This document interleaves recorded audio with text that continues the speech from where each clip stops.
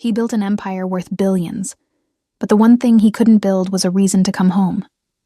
For 7 years after losing his wife, Woo Jin-han filled his life with silence, work, and the quiet guilt of a man who believed he'd failed the only person who ever mattered. He told himself he was done, that love was a country he'd already visited, and the visa had expired.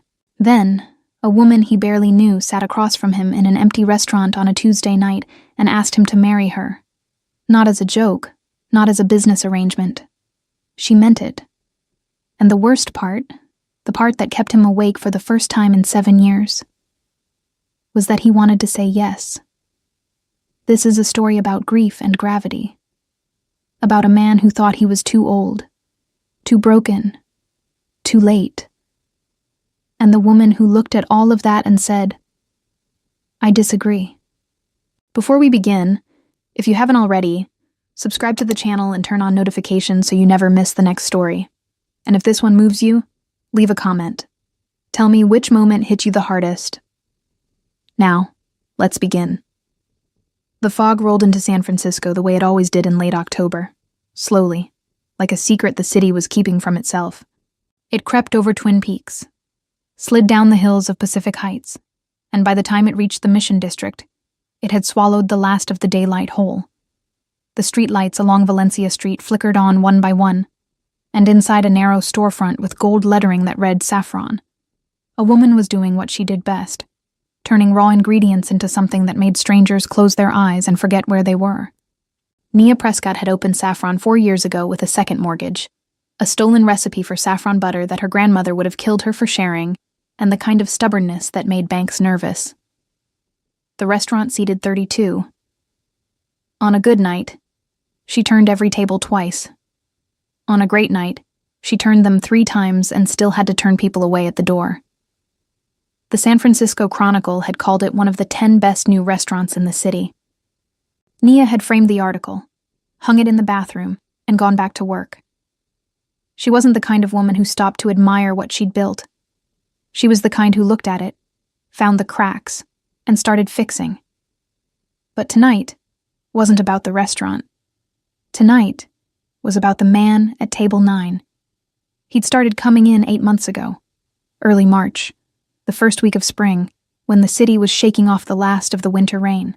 He'd walked in alone, no reservation, and asked for a table in the corner. He'd ordered the tasting menu without looking at it, eaten slowly, paid in cash, tipped 40%, and left without saying more than 6 words to the server. Nia wouldn't have noticed him at all if it hadn't been for the way he sat, perfectly still, like a man who had practiced being invisible and gotten too good at it. He came back the following Tuesday. Same table, same order, same silence. By the 4th week, Nia had started calling him Tuesday in her head. By the 8th week, she'd learned his name from the reservation he finally started making, Woo Jin-han. By the 12th week, she'd Googled him, and the results had made her put her phone down and stare at the ceiling for a long time. Woo Jin-han, 54 years old, founder and chairman of Hana Ventures, one of the most influential venture capital firms in the Bay Area, early investor in 3 companies that had gone public and 2 more that had been acquired for amounts that required scientific notation. Net worth estimated somewhere north of $4 billion. Widower, 1 daughter. His wife, Mi Young, had died 7 years ago. Pancreatic cancer. The obituary was short and elegant and said nothing about what it had cost him. Nia had read it twice, closed her phone, and gone back to her kitchen. She didn't feel sorry for him. That wasn't what this was. She'd lost people too. Her father to a heart attack when she was 19. Her first business partner to a betrayal that had nearly bankrupted her. She knew what grief looked like when it settled into a person's bones and started redecorating. She recognized it in the way Woo Jin held his wine glass without drinking from it, in the way he watched other diners laugh like he was studying a language he used to speak. What she felt was something more dangerous than pity. She felt recognition. The weeks turned into months. The 6 words became 12, then 20.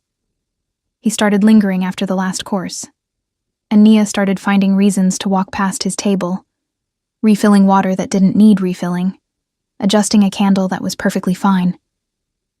One night in July, she sat down across from him for the first time and asked if the risotto was too salty. It wasn't. They both knew that wasn't the question. They talked for 40 minutes that night. About food, about the fog, about a documentary on fermentation that they'd both watched independently and had strong opinions about. He had a dry sense of humor that surfaced without warning, like a fish breaking the surface of still water. She laughed harder than she had in months. And when she looked up, she caught something in his expression that disappeared before she could name it. By September, the 40 minutes had become an hour. By October, it was 2 hours, and the staff had stopped pretending not to notice. Her sous chef, Dio, had taken to leaving a second glass of wine on the counter without being asked. "For your Tuesday," he'd say, and Nia would roll her eyes and take it to table 9 anyway. She knew what was happening. She was falling for a man who had no intention of being caught. Woojin was kind. He was thoughtful. He remembered details she'd mentioned weeks earlier. The name of her grandmother's cat, the specific type of olive oil she preferred, the fact that she hated cilantro with a passion that bordered on ideological. But he never made a move. Never touched her hand across the table. Never suggested they meet outside the restaurant. He came. He talked. He left. Like clockwork. Like penance. And Nia, who had never in her life waited for a man to decide he was ready, made a decision of her own. It was the last Tuesday of October. The restaurant had closed an hour ago. The kitchen was dark. The chairs were up on most of the tables, and the only light came from the pendant lamp over table 9, where Woojin sat with the remains of a dessert he hadn't touched. Nia poured herself a glass of the wine Dio had left, a burgundy, something expensive that Woojin had brought, and sat down across from him. For a moment, neither of them spoke. The fog pressed against the windows like it was trying to listen. "I need to ask you something." She leaned forward, both hands flat on the table. "And I need you to not overthink it." He looked at her with the careful attention of a man who overthought everything. "That's not a promising start. Marry me." The silence that followed was so complete that she could hear the hum of the refrigerator in the kitchen. His face went through something she couldn't track. Surprise, confusion, and then something deeper and more painful that moved across his features like weather. "Naya, I'm serious. I know what this looks like. I know what you're going to say, that we barely know each other, that this is impulsive, that I'm too young, that you're too old, that you've already had your shot, and the universe doesn't give second chances to people who wasted the first one. I know the whole speech because I've watched you rehearse it every Tuesday for 8 months. You sit there and you almost say something and then you don't. And you go home to that enormous house on the hill and you sit in the dark and you tell yourself this is what you deserve." She paused. Her hands were steady. Her voice was not. "You're wrong. You deserve this. You deserve someone who sees you. And I see you, Woojin. I've been seeing you since March." He set the wine glass down very carefully, like he was afraid of breaking something much more fragile than crystal. "You don't know what you're asking for." His voice was low, stripped of the careful composure he wore like armor. "I'm 54 years old. I have a teenage daughter who still sets a place at the table for her mother. I go to sleep every night next to a photograph of a woman I couldn't save, and I wake up every morning, and the first thing I feel is that I should have done more. That's what you'd be marrying, not me, my ghost. I'm not afraid of ghosts. You should be.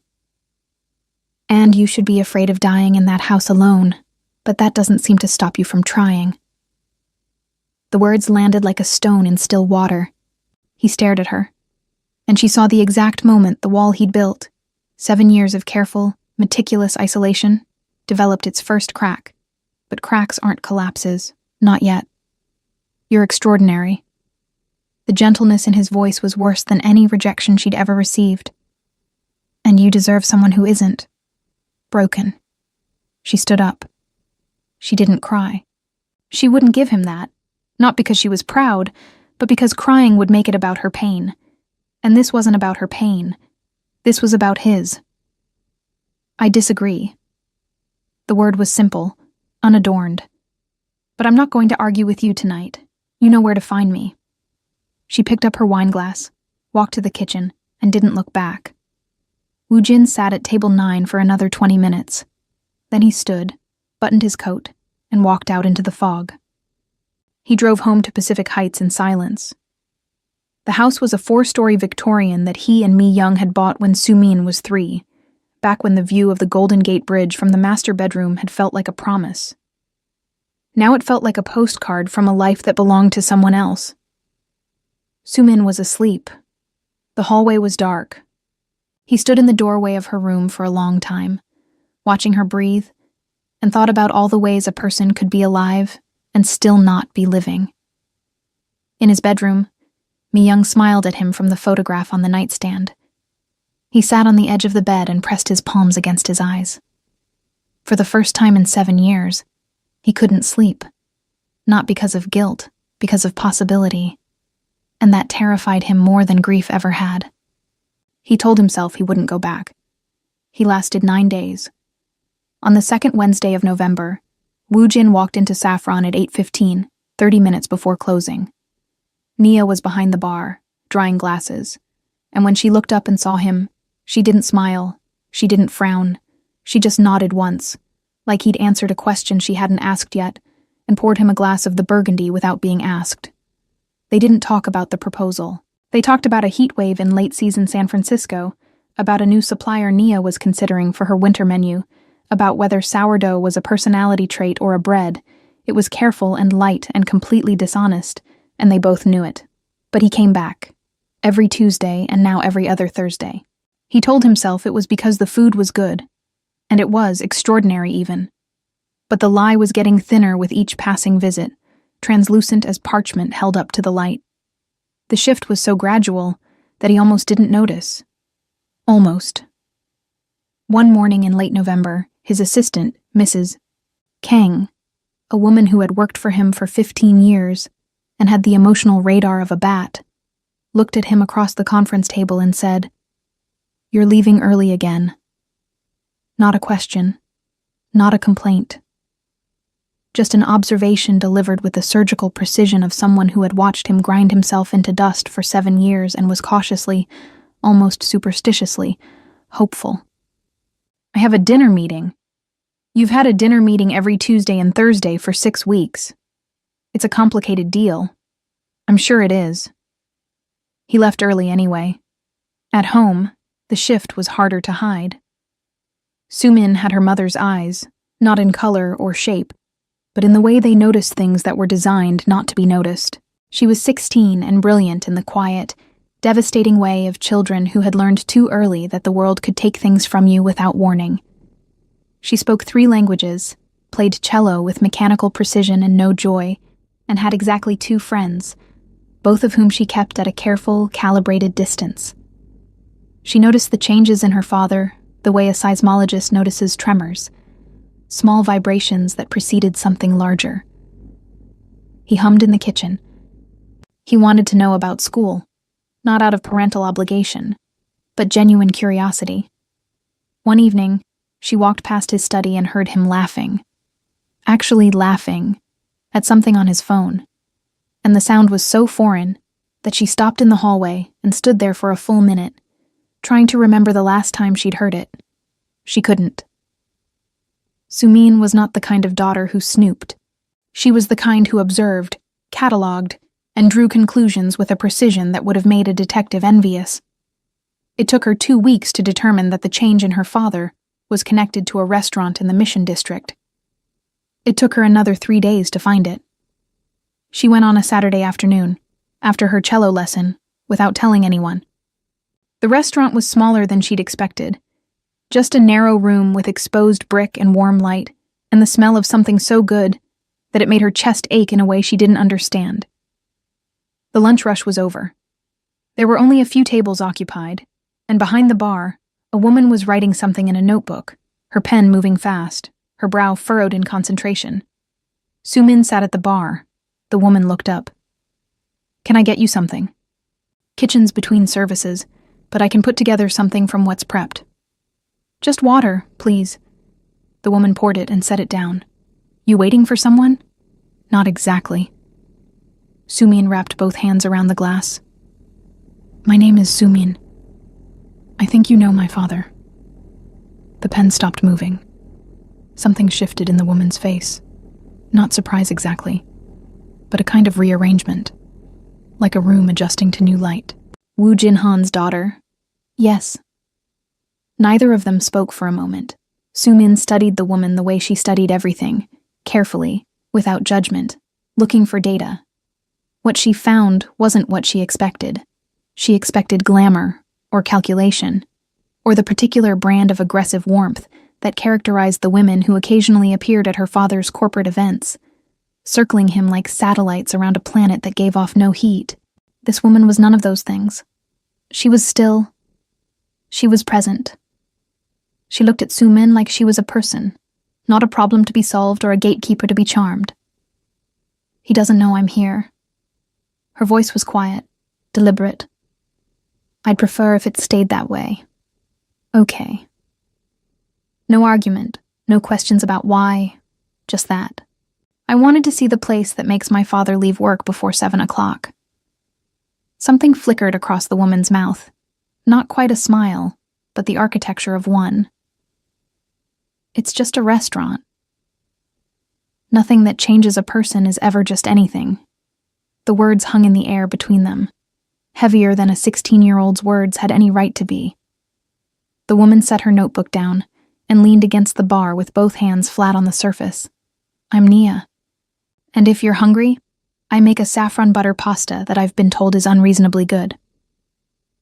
Sumin stayed for 2 hours. They talked about food. Sumin had opinions about food. Strong ones that she rarely shared because her father ate for sustenance and Mrs. Kang ate for efficiency, and neither of them understood that food could be a language. Nia understood. They talked about music, about San Francisco, about the particular loneliness of being the smartest person in a room full of people who weren't paying attention. Sumin didn't mention her mother. Nia didn't ask. When she left, Nia handed her a brown paper bag with 2 containers of soup. For the road. And then, softer, almost as an afterthought. He talks about you, you know. Every time he's here, you're the only thing that makes his voice sound like it's coming from somewhere real. Sumin took the bag and walked 6 blocks to the BART station before she let herself cry. The discovery happened the way discoveries always do in families built on careful silence, suddenly, and with consequences. Wu Jin found the saffron takeout container in the recycling bin on a Sunday morning. He recognized the logo, the golden swirl of saffron threads that Nia had designed herself. He stood in the kitchen holding the container and felt something cold move through his chest, followed immediately by something hot. His daughter had gone to Saffron. His daughter had met Nia. His daughter had been folded into the one space he'd been keeping separate from everything else. The one room in his life where he was allowed to be something other than a widower, a father, a chairman, a ghost. He found Sumin in her room, doing homework with headphones on. You went to the restaurant. She took off the headphones. Yes. I didn't tell you about. You didn't have to. You started coming home with saffron on your cuffs. You hum now. You asked me last week what I thought about the concept of happiness as a practice rather than a state, which is something you have never asked me in 16 years of being my father. It wasn't hard to figure out. The precision of it gutted him. Not because she was wrong, but because she was right, and because the fact that she'd noticed meant she'd been watching, and the fact that she'd been watching meant she'd been worried, and the fact that she'd been worried meant he'd failed her in yet another way he hadn't calculated. You should have told me. His voice came out harder than he intended. You don't know this person. You don't know. She made me pasta and asked me about cello. She didn't try to be my mother, and she didn't try to be my friend. She just talked to me like I was a person, which, for the record, is not something that happens to me very often. He sat on the edge of her bed. The anger drained out of him, leaving something worse in its place. the raw, unprocessed terror of a man whose carefully constructed world was developing cracks in every direction. And this isn't, we're not, Dad. Her voice was gentle and unbearably old. It's okay to not have the sentence for this yet. He left her room without finishing the conversation, because he didn't know how to finish it without admitting something he wasn't ready to admit. The almost kiss happened on a Thursday night in early December, when the rain was coming down sideways and the restaurant was empty, and Nia was testing a new dessert, a dark chocolate torte with smoked sea salt that was either a masterpiece or a disaster. She couldn't tell. Woojin came in soaked, apologetic, later than usual. She handed him a towel and a plate of the torte and stood across the bar while he tasted it. He closed his eyes when the chocolate hit his tongue, and the expression on his face was so unguarded, so entirely without defense, that she forgot to breathe. This is extraordinary. His voice was low, unguarded, and he wasn't talking about the torte. She knew. He knew she knew. The space between them condensed. She leaned forward. He didn't move away. She could feel the warmth of him through the bar, could see the pulse in his throat, the slight tremor in his hand as he set down the fork. And then he stepped back. Not physically. He didn't move. But something behind his eyes closed, like a door shutting in a house she'd almost been invited into. The distance returned. The composure, the careful, practiced absence of want. Nia straightened up. She didn't chase. She'd never been someone who chased. And I'm not going to wait forever, Woojin. Her voice was steady, but the steadiness cost her everything. But I haven't given up on you yet. He left 20 minutes later. She locked the door behind him, pressed her forehead against the cold glass, and let out a breath she'd been holding since March. It started with a delivery. 3 days after the almost kiss, Nia's regular produce supplier called to cancel. Truck broke down, driver quit, the usual cascade of small disasters that turned restaurant ownership into an endurance sport. She was in the walk-in cooler at 6 a.m, inventorying what she had left and doing math in her head, when someone knocked on the kitchen door. Woojin stood on the loading dock in a cashmere overcoat that cost more than her monthly rent, holding 2 crates of heirloom tomatoes and a bag of shallots. Mrs. Kang knows a farmer in Sonoma. He held the crates out as if Billionaire's personally delivering produce at dawn were a perfectly normal occurrence. These are from his winter greenhouse. He says the tomatoes are ugly, but the flavor is exceptional. She stared at him. When you're delivering vegetables. I'm solving a supply chain problem. It's what I do. At 6 a.m, I'm an early riser.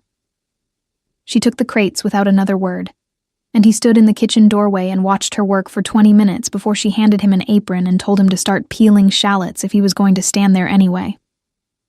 He stayed until noon. That was the beginning of the surrender. Not a single dramatic moment, but a series of small capitulations that accumulated like snow. He started appearing at the restaurant during off hours, first with excuses. The farmer had more produce. His driver was in the area. He needed to review a contract, and the Wi-Fi at his office was down, which was a lie so transparent it was almost insulting. Then, without excuses, he'd sit at the bar with his laptop while she prepped for dinner service, and they'd orbit each other in comfortable silence, occasionally colliding in conversation about nothing important and everything essential. He fixed the dishwasher on a Tuesday. It had been making a sound like a dying seal for 3 weeks, and Nia had been putting off calling a repair service because the estimate was $700 she didn't want to spend. Woojin took off his jacket, rolled up his sleeves, and had it running in 40 minutes.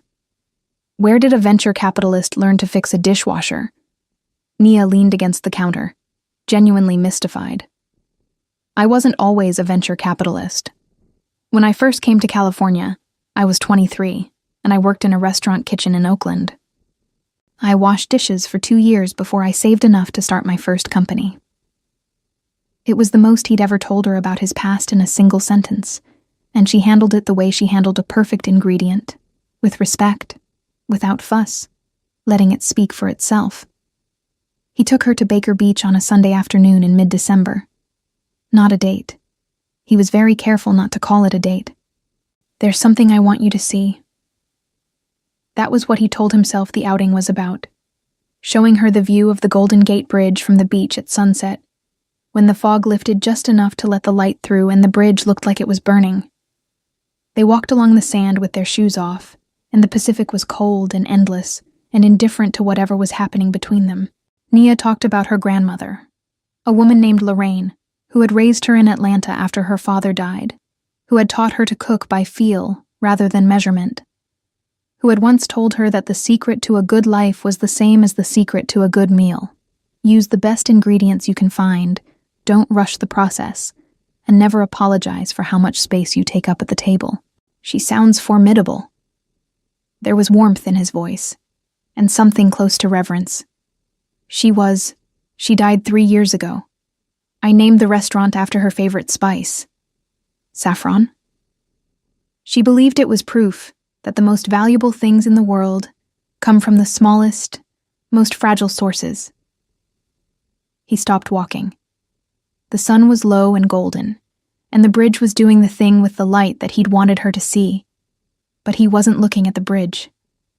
He was looking at her, and the expression on his face was one that Nia would remember for the rest of her life.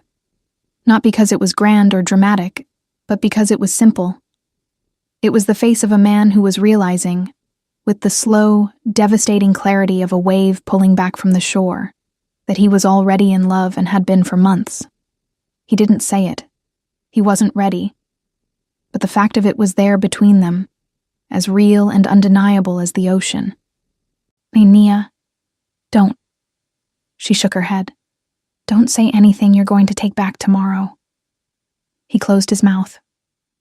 They walked back to the car in silence, and when he dropped her off at Saffron, she got out and then leaned back through the window. For the record, she leaned back through the window. I'm not going to be the one who breaks first. You are. I'm just making sure you know that. She was right. He broke 3 days later. It was a Wednesday, not even a Tuesday, not their day.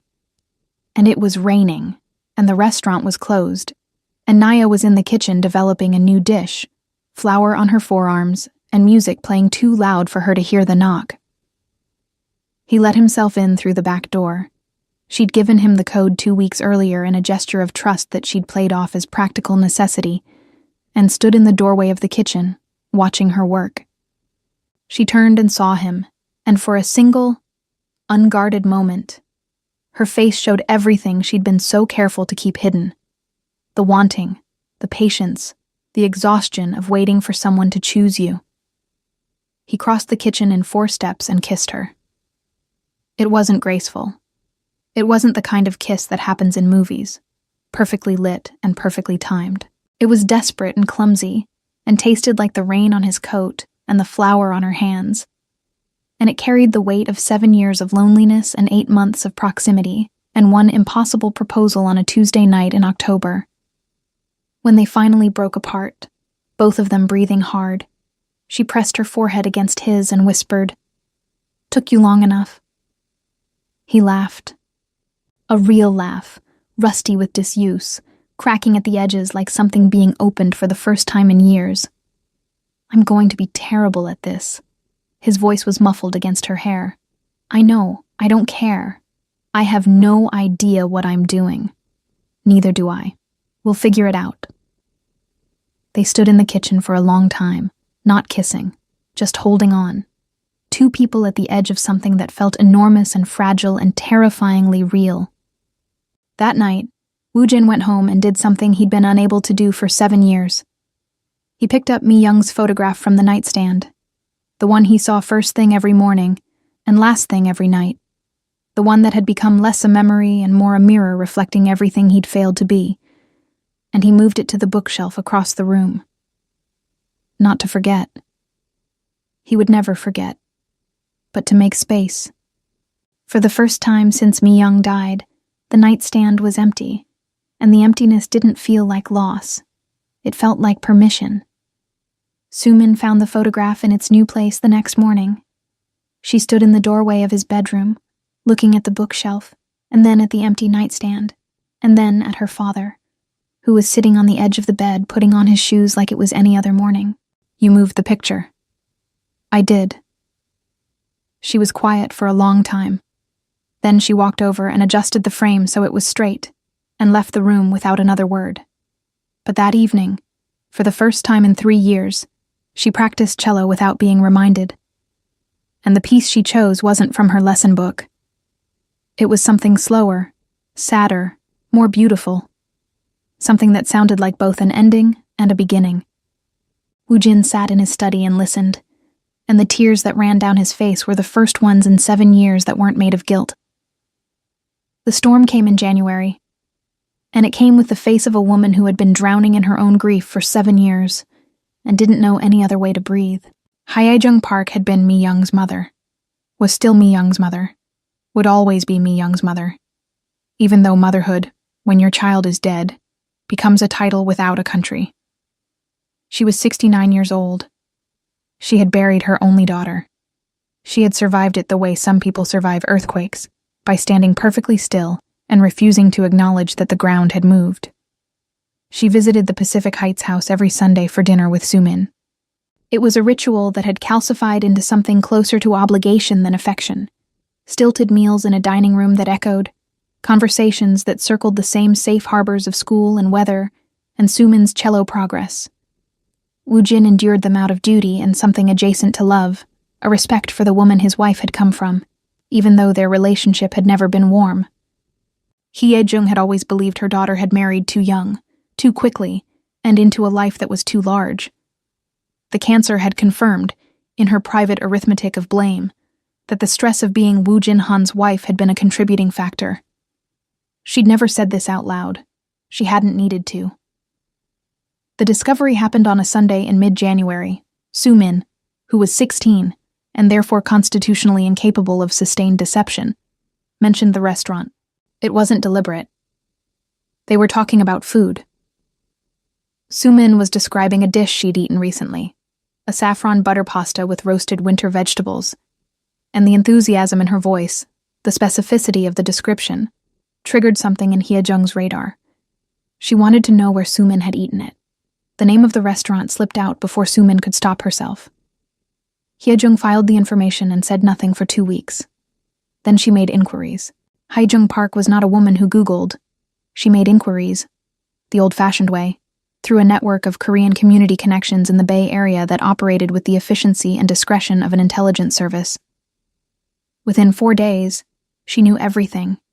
The restaurant, the woman, the Tuesday nights, the Sunday walks, the dishwasher. She arrived at the Pacific Heights house on a Wednesday evening without calling ahead, which was itself an act of war. Woojin was in his study. Sumin was at a friend's house. The housekeeper let Hyejeong in and retreated to the kitchen with the instincts of someone who recognized incoming weather. Hyejeong stood in the doorway of the study holding a leather bag that Woojin recognized.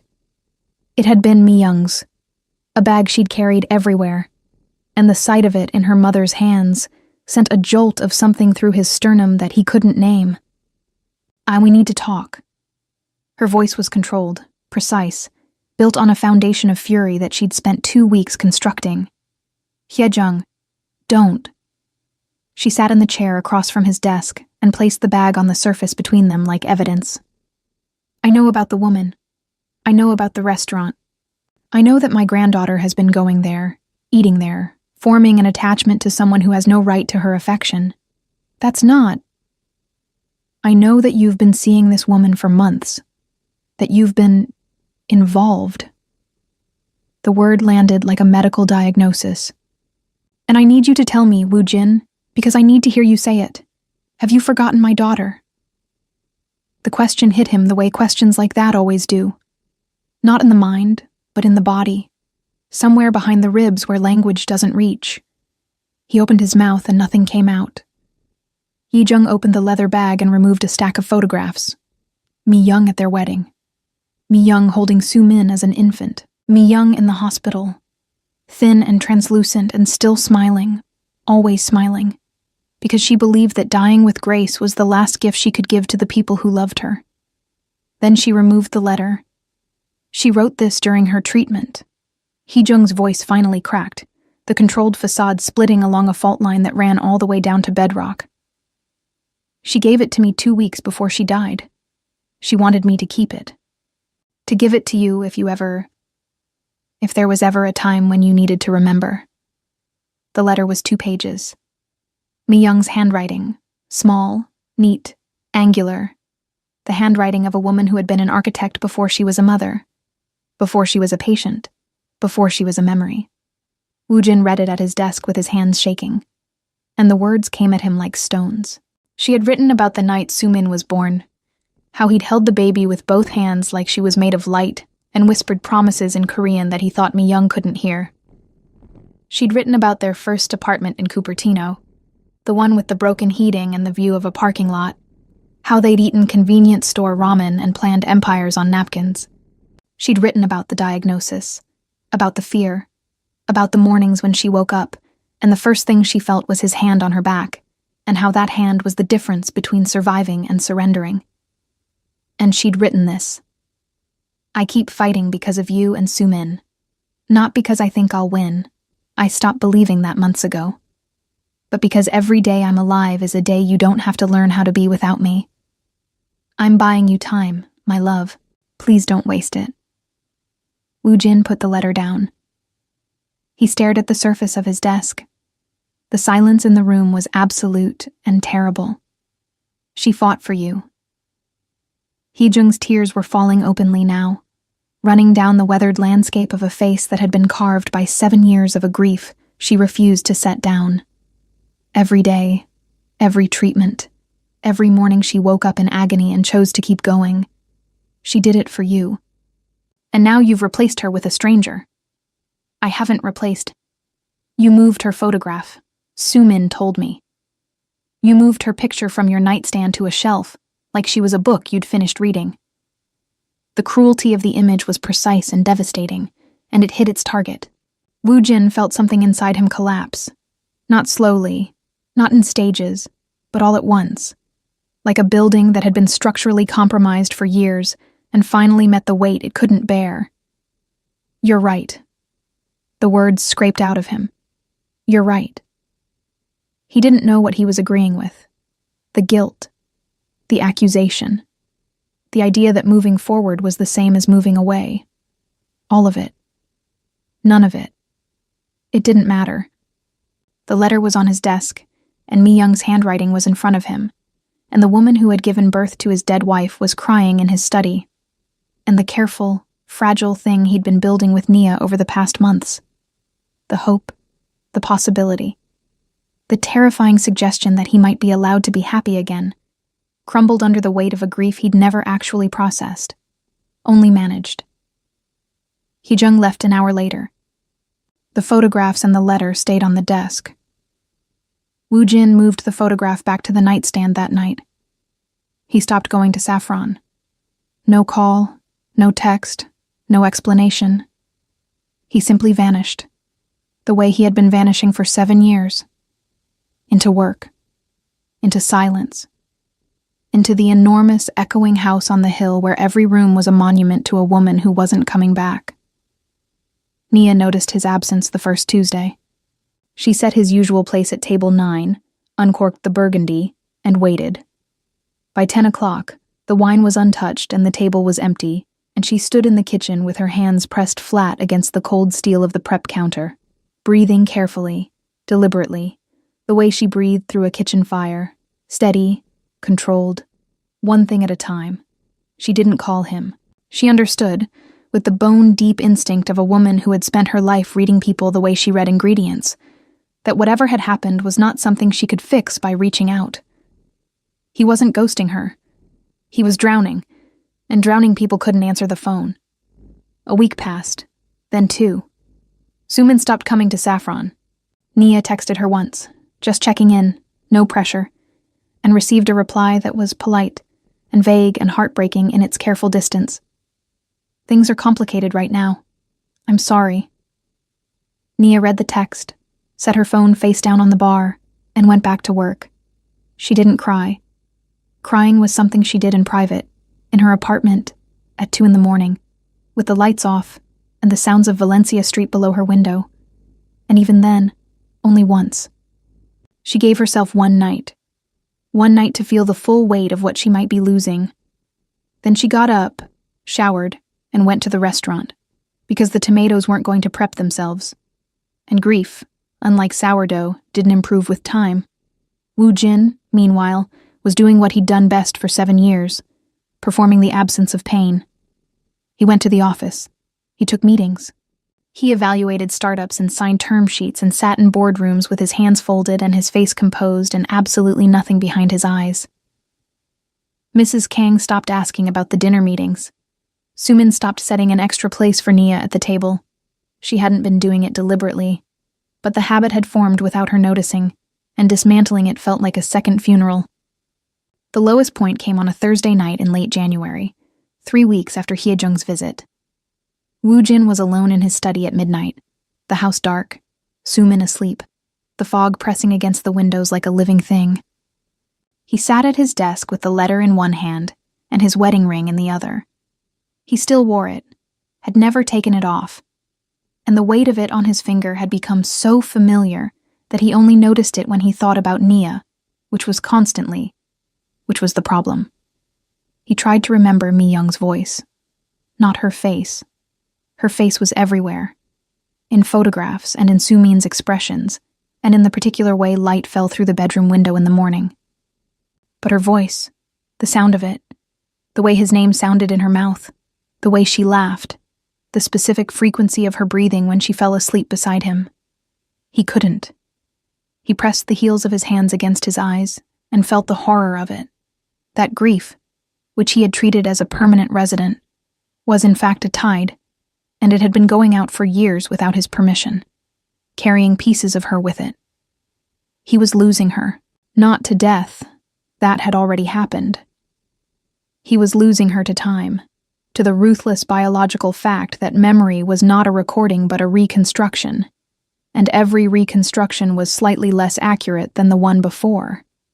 And the terrible, shameful truth, the one he could barely let himself think, was that the guilt of forgetting her was worse than the guilt of loving someone else. Because loving Nia meant Mi Young was in the past, but forgetting Mi Young's voice meant she was disappearing, and he was the one letting it happen. He sat in the dark for a very long time. When he finally stood, his body ached like he'd been carrying something heavy for miles. He walked to the bedroom, placed the wedding ring on the nightstand next to Mi Young's photograph, and lay down fully clothed on top of the covers.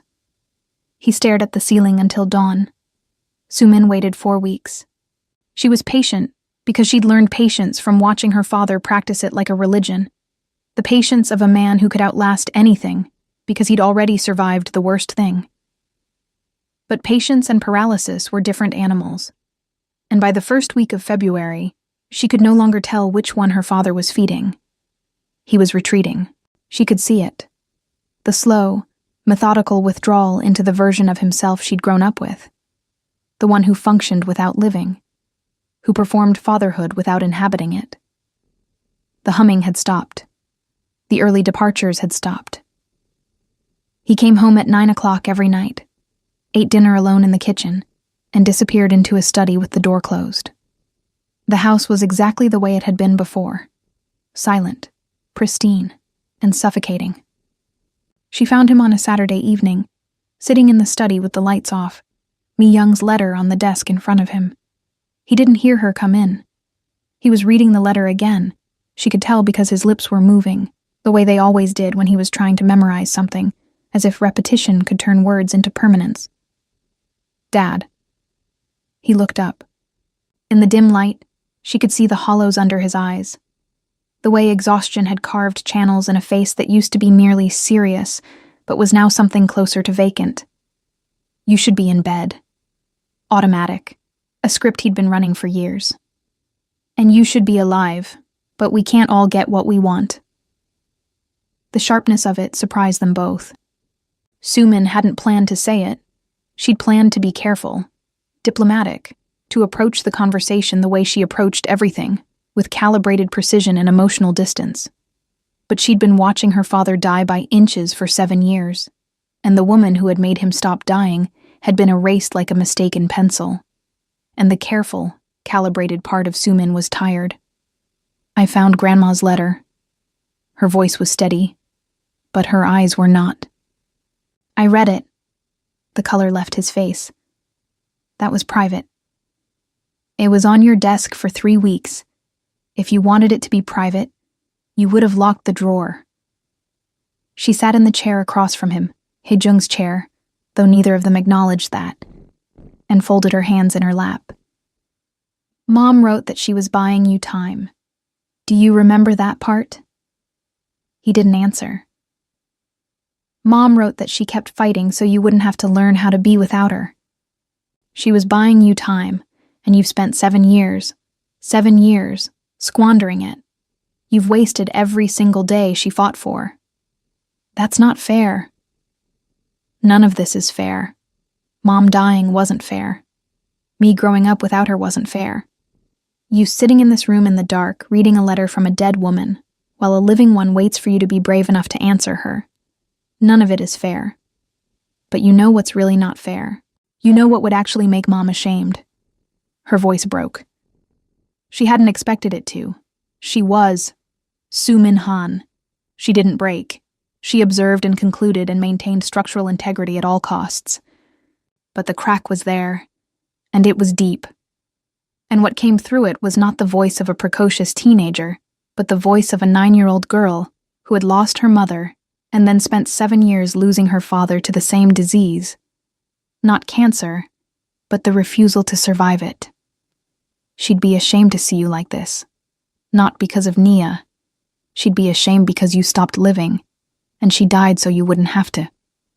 That was her gift to you. Time. And you've turned it into a prison. The room was very quiet. I'm losing you, Dad. The tears were falling now, and she didn't wipe them away. I've been losing you since I was 9. Every day, a little more. You're here and you're not here, and I can't keep setting a place at the table for someone who's already gone. Mom's gone. And you're going too. A little more every day. And I can't stop it, and I'm 16 years old, and I shouldn't have to be the one who... She couldn't finish. The sentence dissolved into something wordless and raw. And Woo-jin sat behind his desk and watched his daughter cry and felt the last remaining support beam of the structure he'd been living in. The grief, the guilt, the careful architecture of self-punishment, buckle and give way. He stood up. He walked around the desk. He knelt on the floor in front of her chair and pulled her into his arms, and she grabbed fistfuls of his shirt and cried the way she hadn't cried since the funeral. Ugly, heaving sobs that shook her entire body. 7 years of accumulated loss pouring out of a girl who had been too strong for too long. I'm sorry. The words disappeared into her hair, into the space where apologies go when they're too late and too small, but still necessary. I'm so sorry, Sumin. I'm here. I'm not going anywhere. I'm here. They stayed like that for a long time. When she finally pulled back, her face was swollen, and her composure was in ruins, and she looked, for the first time in years, like exactly what she was. A child. A child who needed her father to be more than a monument to a woman who was never coming back. Go find her. Sumin's voice was raw, wrecked, and absolutely certain. Please. Before she gives up on you. He drove to the Mission District with the windows down, the cold February air cutting through the car, sharpening everything. The streetlights, the buildings, the sound of his own breathing.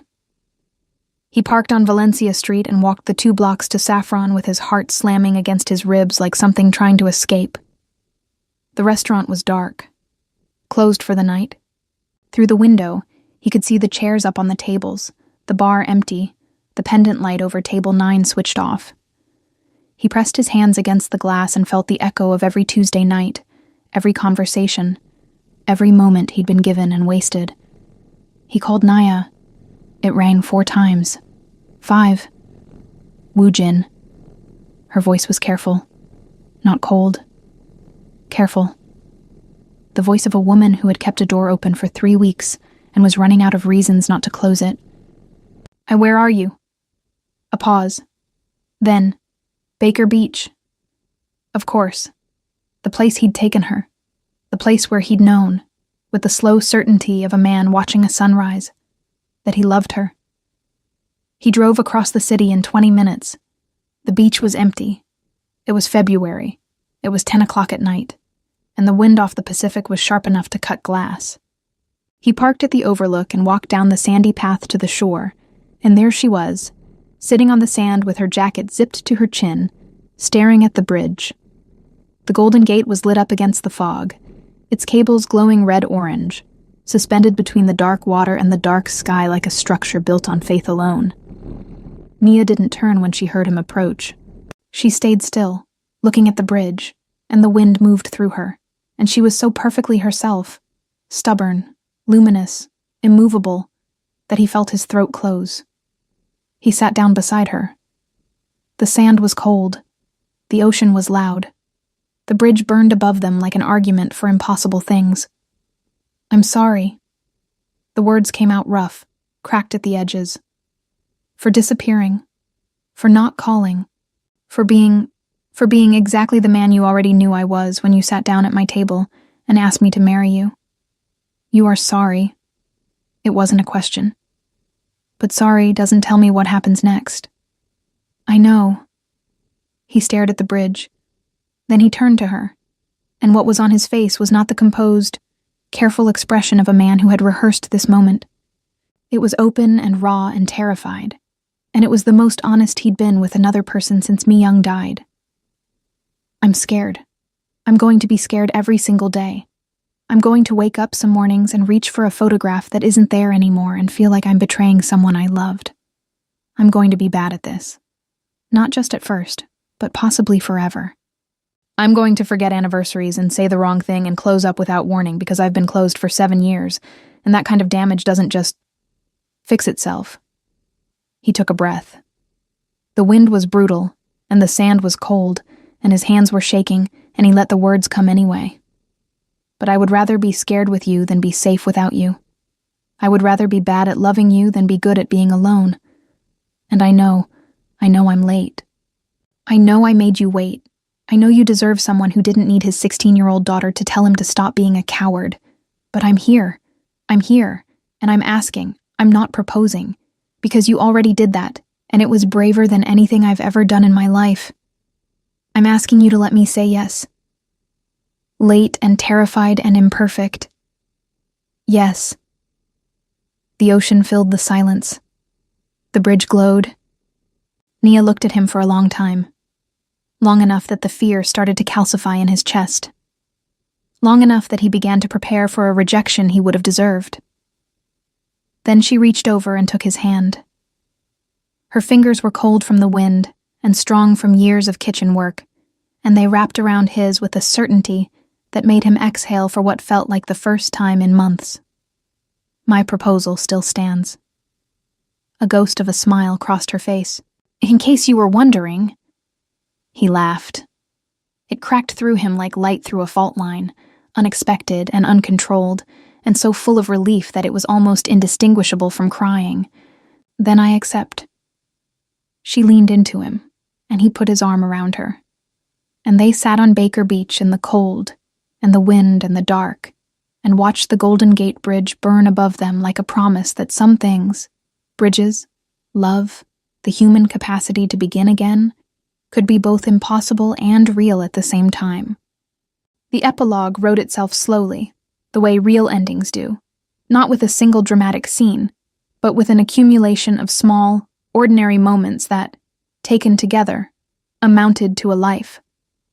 Spring came to San Francisco the way it always did, tentatively, like an apology for the fog. The city warmed in degrees, and so did the house in Pacific Heights. Sumin started practicing cello again, not from her lesson book, but from a collection of contemporary pieces that Nia had found at a second-hand bookshop in Hayes Valley. The music that filled the house was different now, less precise, more felt. She was still brilliant, but she was beginning to understand that brilliance without joy was just another form of obedience, and she was done obeying grief. "Mrs. Kang stopped asking about the dinner meetings and started making lunch reservations for 2 at Saffron on Wednesdays, blocking the hour on Woo Jin's calendar with the notation Strategic Partnership Review and a straight face that fooled no one. The restaurant gained a regular 3 top. Every Sunday, the same table, Woo Jin, Sumin, and whoever Sumin had decided deserved to experience Naya's cooking that week. Her cello teacher, her 2 friends, once a boy from her chemistry class who ate 3 servings of the saffron butter pasta and turned the color of a sunset when Sumin told him to slow down. And then one Sunday in April, Hye-jung came. She didn't announce it. She simply appeared at the restaurant door at noon, wearing a coat that was too warm for the weather, holding her handbag in front of her with both hands like a shield. Sumin saw her first and went very still. Woo Jin stood up from the table and felt the old tension return, the bracing, the automatic preparation for impact.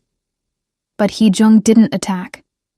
She stood in the doorway and looked at the restaurant, at the warm light, at the bar where her granddaughter was sitting, at the open kitchen where Nia was plating something with the focused grace of a person who loved what she did, and her face did something complicated and painful and ultimately, slowly, human. "I would like to try the pasta."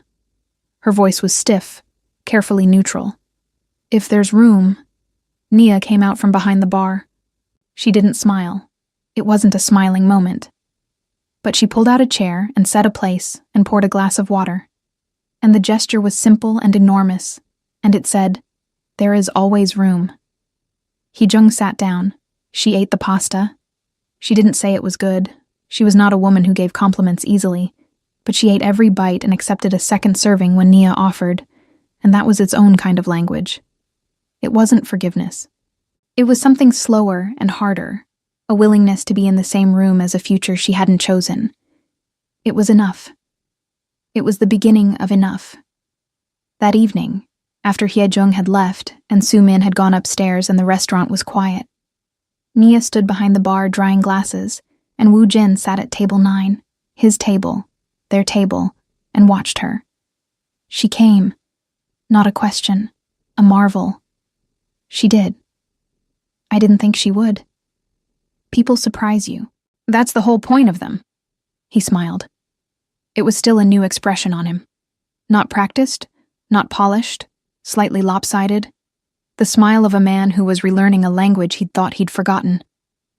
"You know," he turned the wine glass in his hands. "You never told me why." "Why what?" "Why me? That night. Why you proposed to a man who was clearly, objectively, a terrible candidate for anything resembling happiness." She set down the glass.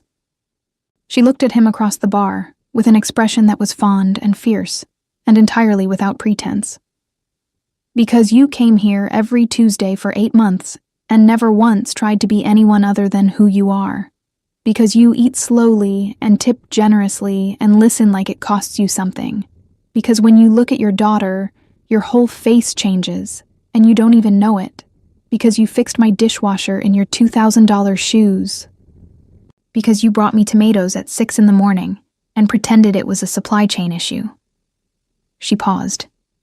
"Because you were already the man I wanted. You just didn't know it yet." He was quiet for a long time. Then he stood, walked behind the bar, took the towel out of her hands, and kissed her, slowly, deliberately, in the restaurant where it had all started, under the pendant light that had witnessed every version of them. This kiss was different from the first one. It wasn't desperate or clumsy. It was certain. The kiss of a man who had finally stopped running from something and started running toward it. Upstairs, in the house on Pacific Heights, a photograph of Mi Young sat on a bookshelf in the master bedroom. She was smiling. The generous, unguarded smile of a person who believed that the people she loved would eventually find their way.